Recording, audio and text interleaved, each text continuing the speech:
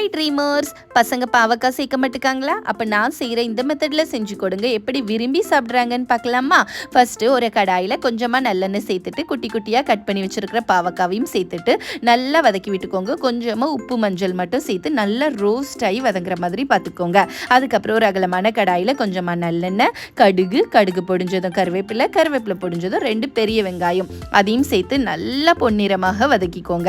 அதுக்கப்புறம் 2 பெரிய பழுத்த தக்காளி அதையும் சேர்த்து நல்லா வதக்கிக்கோங்க. இதில் நம்ம புளி சேர்க்க போகிறது இல்லை.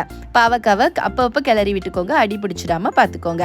அதுக்கப்புறம் மசாலாவுக்கு கொஞ்சமாக மஞ்சள் தூள், கொஞ்சம் குழம்பு மிளகாய் தூள், கொஞ்சம் சில்லி பவுடர், கொஞ்சமாக கரம் மசாலா அதையும் சேர்த்து நல்லா வதக்குனதுக்கு அப்புறமா நம்ம பாவக்காய் ரோஸ்ட் பண்ணி வச்சோம்ல அதையும் சேர்த்து நல்லா ஒரு மிக்ஸ் பண்ணிக்கோங்க. அப்புறம் கொஞ்சமாக தேங்காய் திருவலையும் கொத்தமல்லி இலையும் போட்டு இறக்குங்க.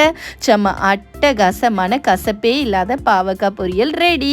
நீங்களும் கண்டிப்பாக ட்ரை பண்ணுங்கள். ட்ரை பண்ணிவிட்டு எப்படி இருந்துச்சுன்னு சொல்லுங்க.